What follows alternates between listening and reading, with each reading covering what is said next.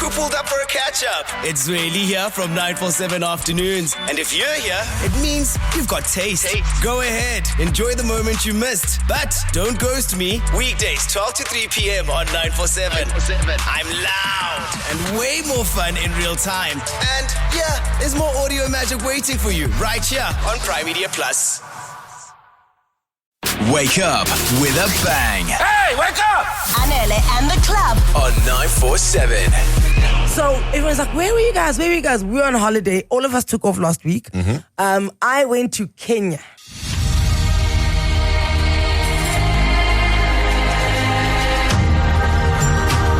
Did you go on safari? Yes, of course I went on a safari. It was a day safari and I saw a lion try take a giraffe down. Wow. And then the lion was praying, the giraffe was running. So then we then followed it until the lion got sick and tired of following this giraffe and then just plunked herself on the floor and went, That's amazing. Yeah, no. Kenya's No. that's why I'm asking about the safari, because Kenya's safari is amazing. Can I tell you, the rooms at the safari were I've never seen that. It's not wall, right? It's Right. like a hard net. Okay, like a mesh vibe. A mesh vibe. So your doors are never closed. So the air that comes in the entire night, and you can like hear the animals in this like game safari place. It was amazing. And you slept with your doors open. Well, the doors are closed, Thembekile, but they're not solid wall. They just like a net. So there's air coming in, and you can hear everything that's happening outside. Okay, that I can do. I was very worried about animals and doors open. No. But cut to the last night there. We stayed in Nairobi on the last night there at a hotel called, I think we've got one in Melrose Arch actually, the JW Marriott. Yes. Very fancy, 5-star. Get there. You know when you go into a room and then they're like, okay, we'll bring your luggage. Great, the guy brings the luggage. But now when we arrived, we were in a hurry because we're going out for dinner. So like I'm taking out clothes, I'm steaming, all of that. Guys, this guy gets there. Jumbo bwana, habari gani, nzuri sana. Okay. Brings our luggage in. I'm like, thank you so much, Sante sana. Okay, guys, he stands there, looks at me. I look at him. Now, my fiance's not there. I don't know where he was. I think he was busy, like, doing other things, checking us in, right? And I had to rush up because, like I said, we're in a rush. Yeah, you gotta get ready for dinner, yeah. Guys, he stands there by my one bag, looks at me. I look at him, I'm like, Asante Sana, thank you. It's like a stare down. It was a stare down in my own room. Oh, no. And then he starts picking the dust specks off the one bag. Like he's waiting. So it took me a while to click that he was waiting for a tip.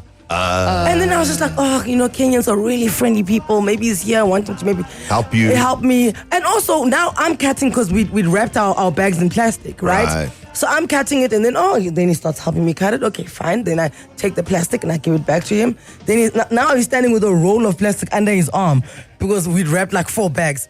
Big little used plastic under his arm. And he's like, yeah, Jumbo. She's looking at So he's looking at me in my eyes, guys. And when did you click that he's looking for a tip? Oh, in that when he started like brushing the bags and then he leaned on the wall. No. He didn't leave. No. That's weird. I've never heard of that. So then I was like, okay, thank you very much for helping me. Then I'm walking, and because our room had like a little lounge and all of that, so I'm like now walking to the door, and I'm like, thank you, and I open the door, and then he stands at the door and he's like, Jumbo. So I'm like, Sante Sana. So then my question is, how come when you're checking into a hotel, it is only the guys who take your bags to your room that feel they're entitled to a tip? Because the lady who checked me in at reception, she didn't want a tip. Right. Do you know what I'm saying? Yeah, I get what you're saying. Yeah, like the chef at breakfast, the one that made me the eggs, the one that gave me the extra bacon, the one that brought me the chopped chili, none of them are expecting a tip. How come it's the people who are helping you take your bags to your room? By your own admission, you don't travel light. I'd rather make your eggs than carry your bags. But that's your job. Wow. Remember when she came back, guys, after her 2-month break, and she came back with enough luggage for a small country? Yeah, there was an import tax that they charged for her coming back. 12 bags. So I'm with that man. No, but my cry is, how come it's only them that are entitled to a tip. And I'll tell you my theory. Because they are the only ones that can actually ever be alone with you. Because at reception, there's people around. That's true. At the dining room where you're eating, there's people around. The only time you are alone with hotel staff is when they are bringing your bags to your room. And now there's like this stare down of this expectation that I must give you a tip. You're sort of trapped in this I felt trapped. Because it's in your room. And so you didn't give this man. No. How did he leave? Because I opened the door. And I said, run, Forrest. And then he stopped leaning on the wall, got up and... But literally brushed against the wall, sauntering out, just waiting for me to... Do you know what it felt like? You know when you're at a traffic light and then there's people begging and then they come straight up to your window and they look at you in your eyes, deep in your soul. I always make direct eye contact because I'm so friendly. I'm always up for a chat. Because I look away, hey. I can't. That's too awkward for me. Oh, no. That man and I was like, he doesn't know me. I have no shame. I will stare you down. It's very strange. It is very strange because I'm trying to think of other places where you're sort of trapped with one person that you have to tip in some way. But also, if you do tip them, how much are you tipping them? And also, you're traveling internationally now. A lot of people don't carry foreign currency anymore. No, they don't mind. They don't mind. Even if you're carrying your own South African rands, they'll so take then what it. are we tipping here? I don't know. All I know is I'm not tipping you, who's making me feel bad for not tipping you. Because my question is, that is your job. If you are hired by this hotel, do you know what I'm saying? Why everybody else in this hotel is getting paid? I'm not tipping the lady who's making the bed. Are you? Or maybe I'm the one who's out of the loop here. No one else in the hotel space, guys, is getting tipped, except for the guy who's bringing the bags. And that's because he can get you alone. And then generally, I suppose, if you do tip, if you're traveling, then you'll tip for everyone together. You get what I'm saying? At the end of your stay, you'll be like, here's a tip for the whole staff. Here's another thing, because I've thought this out now. How come they don't expect a tip from you when they fetch your bags when you're checking out?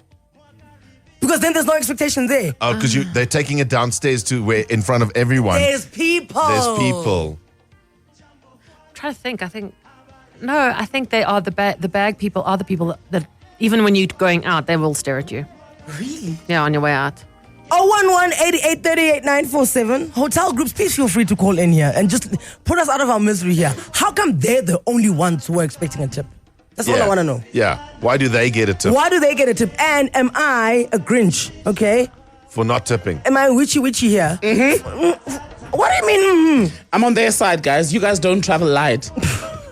But what? They have a trolley. But how much do you tip? Cindy's right. So, obviously with waitering staff, we know it's about 10% or whatever is the norm. 10% of my stay? Well, in South African terms, nothing less than 50 Rand. In fact, 100 Rand, I would say. Yes. They get paid. That's not the point. Even I tip field attendants and they get paid. 100 Rand, you tip field attendants? I have, yes. I'm coming to fill your day, Thembekile. 011-8838-947. I'd like for everybody to weigh in here. The Oaks who are taking your bags, what do they call the bellboy? Yeah, the porters. Porters. Those Oaks, how come they're the only ones who expect a tip? Why? And have you ever stared them down the way Anele has? What do you do in that situation? I was like, this man thinks I'm scared of awkward silences. Oh, my baby. Oh, my darling. Kill the music right now. I can't, I'm looking away.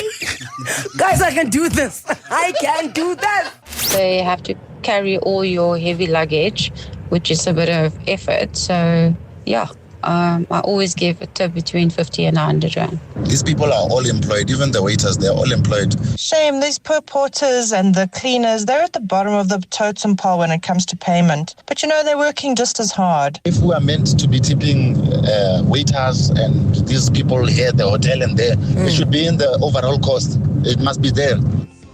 Or at least give me a leaflet as I walk in. These are the people you're expected to tip And today. this is the going rate. If you're going to want to formalize it like that. Honestly, if you're going to corner me, whip out a thing and a Yoko machine and be like, Jumbo. For me, the most shocking part of this conversation is that Thembekile walks around with a roll of 100 Rand notes that he wides off to everyone. No, I believe in tipping, hey? Huh? You so smiled do at me. Here's $100. but I don't think it's mandatory. I love to tip, but it must come from me.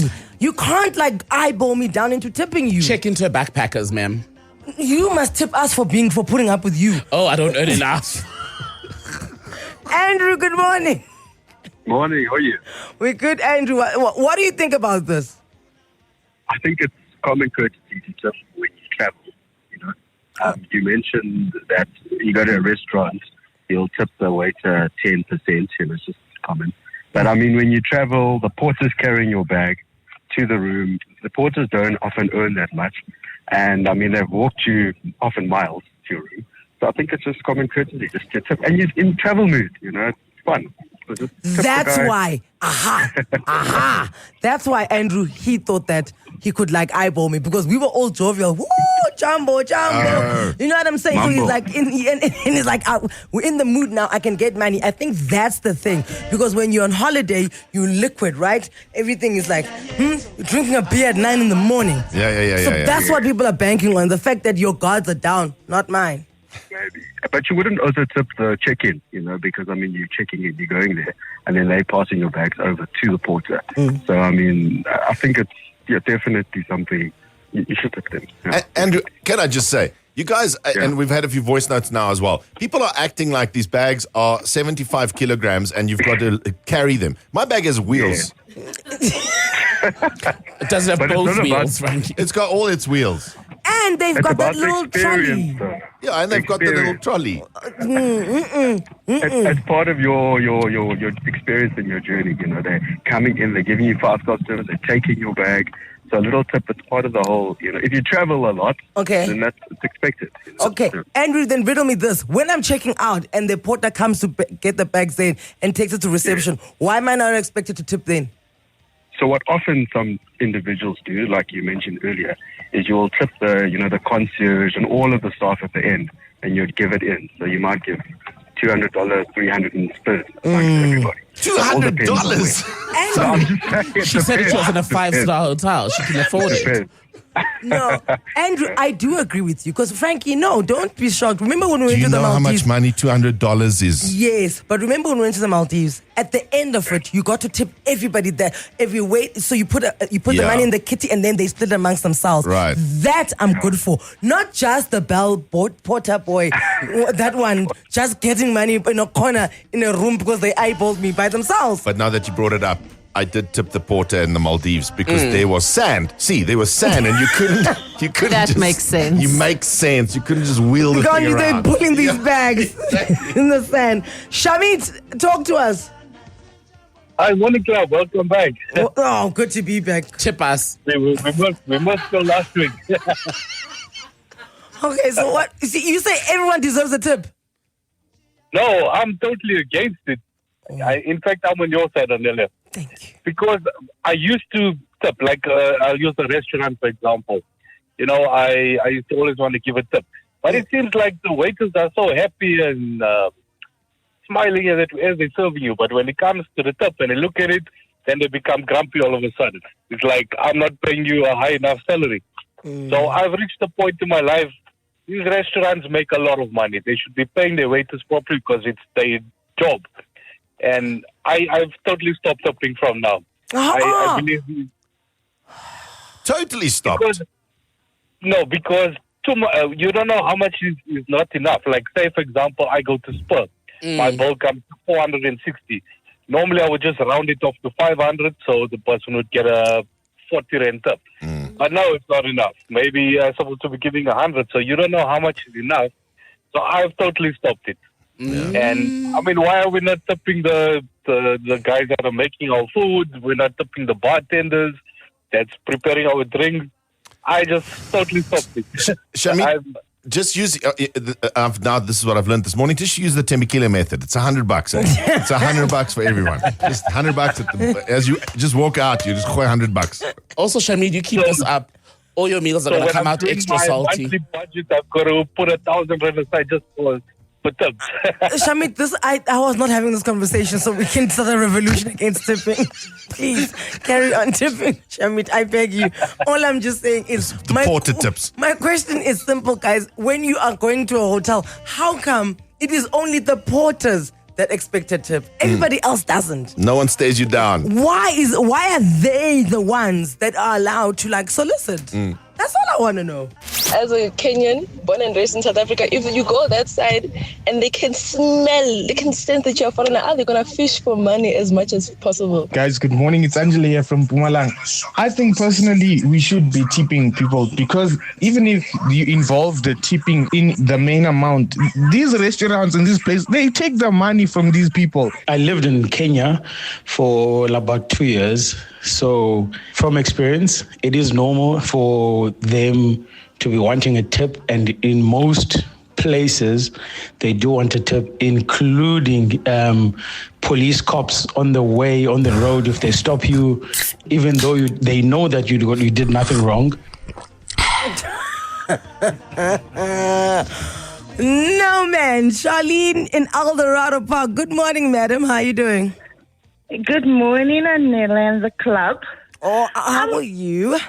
I'm good. I hope you guys are well rested. You were missed. Oh, no, we are well rested. Thank you. Ready to rock and roll for the rest of the year. So talk to us, Charlene. What's your take on this? How come it's only the porters who expect a tip?